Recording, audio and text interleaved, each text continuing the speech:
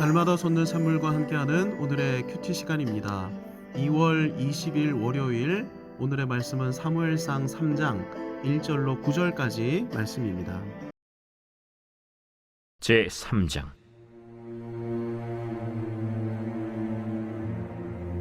아이 사무엘이 엘리 앞에서 여호와를 섬길 때에는 여호와의 말씀이 희귀하여 이상이 흔히 보이지 않았더라.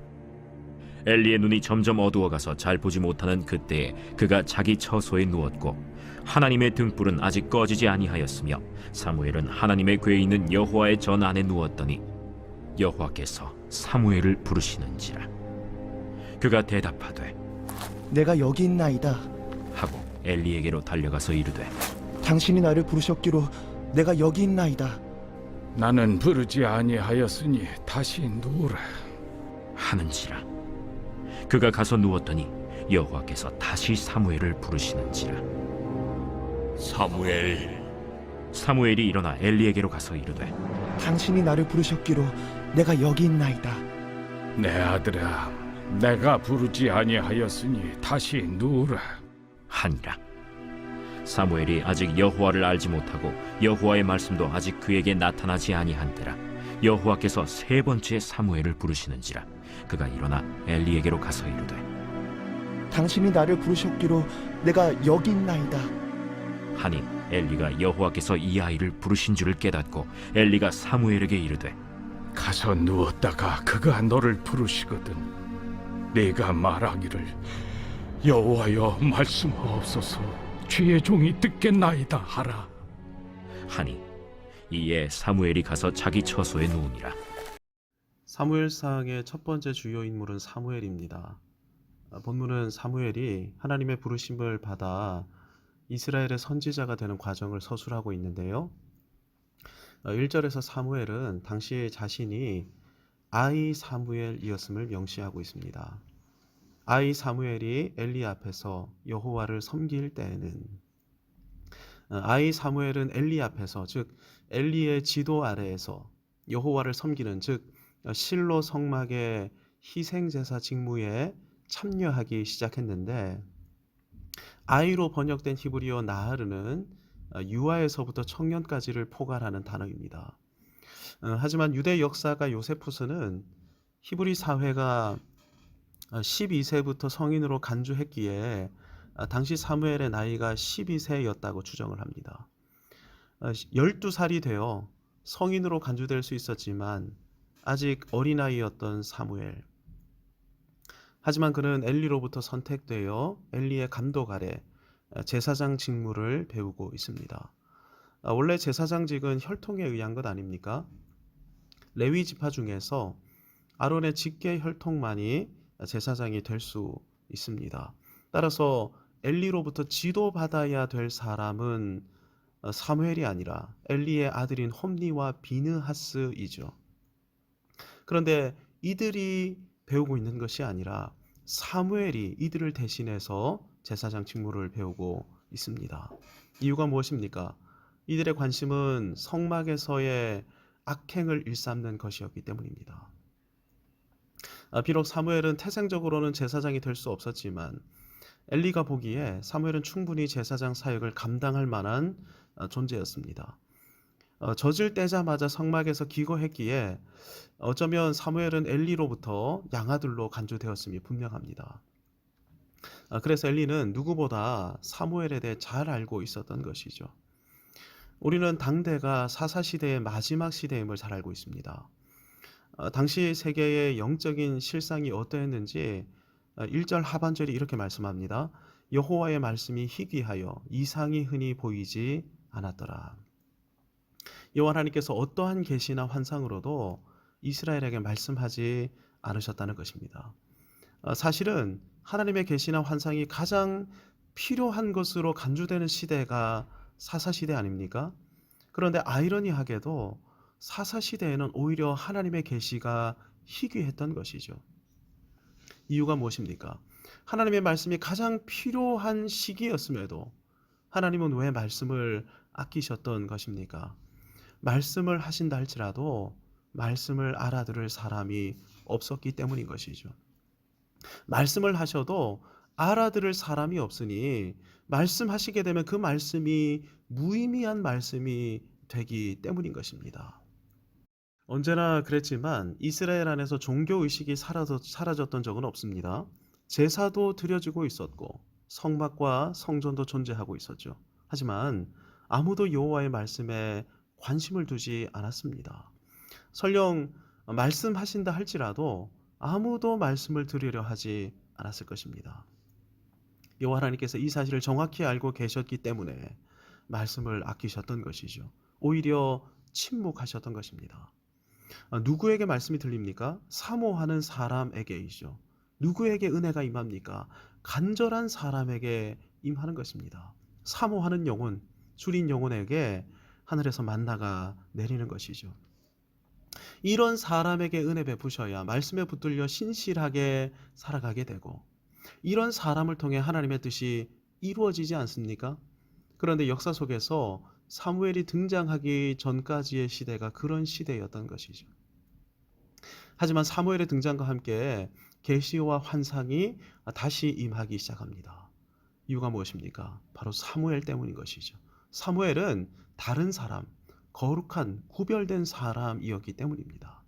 3절을 보시기 바랍니다.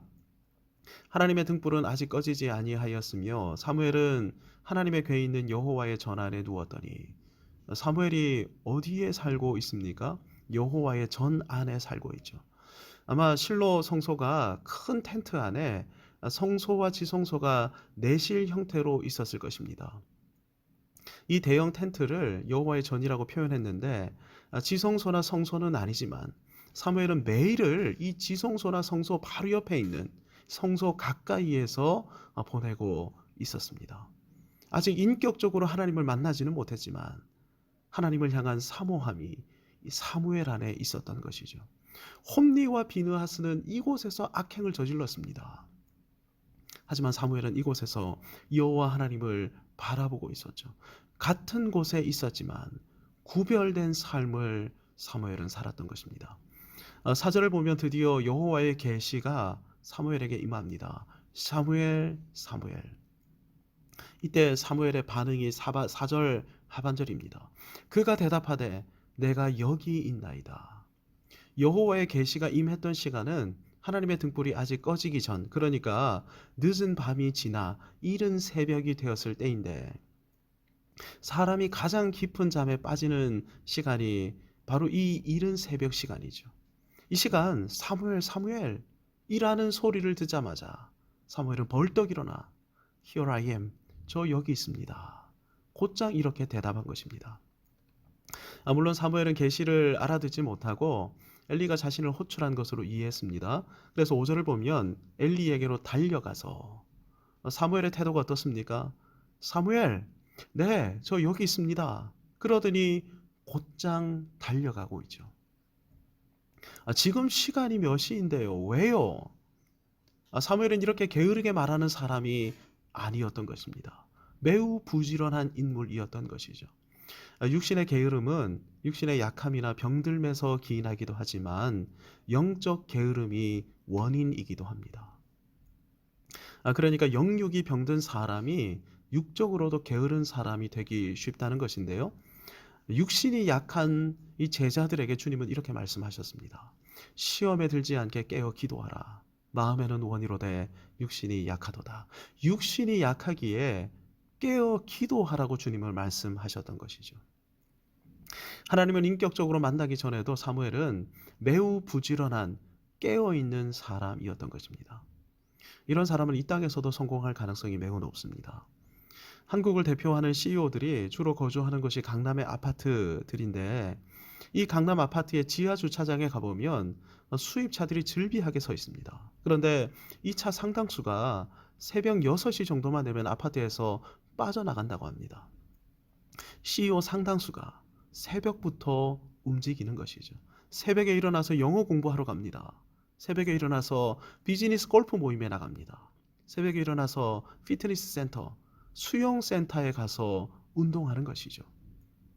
그리고는 조간 신문을 읽고 뉴욕 증시를 확인하고 환율을 확인하는 것입니다. 하나님이 누군가를 택하실 때에는 그냥 택하시는 것이 아닙니다. 택함 받을 만한 이유가 있기 때문에 그 누군가를 택하시는 것이죠. 하나님이 역사 속에서 사용하신 사람들을 보십시오. 그들은 한결같이 준비된 사람들이었습니다. 지적으로 영적으로 훈련된 사람들이었죠. 훈련되었다는 말은 성실하고 부지런한 사람이라는 것입니다. 이런 사람들이 인격적으로 여호와 하나님을 만나게 되면 하나님의 거룩하신 뜻을 이루는 은혜의 통로, 능력의 통로가 되는 것이죠. 육신이 약하십니까? 쉽게 지치고 피로해지고 그래서 또 자주 넘어지십니까? 주님의 가르침을 기억하십시오. 이대로 스스로를 방치하게 되면 시험에 빠지기 십상입니다. 육신이 약하기 때문에 오히려 깨어 기도해야 하는 것이죠. 깨어 훈련해야 하고 깨어 운동해야 하며 깨어 움직여야 하는 것입니다. 무엇보다 사모해야 합니다. 주님은 사모하는 영혼, 줄인 영혼에게 하늘문을 여시고 만나를 내리시고 은혜를 쏟아 부어주십니다. 깨어서 사모하십시다. 이왕에 이 땅에 태어났고 특별히 구원의 은혜를 선물로 받았다면 저도 사무엘처럼 하나님 손에 들어 쓰임받게 해 주옵소서, 이렇게 소원하면서 기도하십시다. 매달리십시다. 모든 것이 다 갖추어졌는데 하나님과 인격적인 만남이 없으십니까? 그렇다면 엘리는 될지언정 사무엘은 될 수 없음을 기억하십시다. 여호와여 말씀하시옵소서, 주의 종이 듣겠나이다. 사모함, 부지런함, 근면함, 무엇보다 여호와 하나님과의 인격적인 만남. 그래서 사무엘처럼 하나님의 사람으로 들어 쓰임받게 되는 저와 여러분 모두가 되시기를 주님의 이름으로 축복합니다. 아멘. 하늘에 계신 우리 아버지, 아버지의 이름을 거룩하게 하시며 아버지의 나라가 오게 하시며 아버지의 뜻이 하늘에서와 같이 땅에서도 이루어지게 하소서. 오늘 우리에게 일용할 양식을 주시고 우리가 우리에게 잘못한 사람을 용서하여 준 것 같이 우리 죄를 용서하여 주시고 우리를 시험에 빠지지 않게 하시고 악에서 구하소서. 나라와 권능과 영광이 영원히 아버지의 것입니다. 아멘.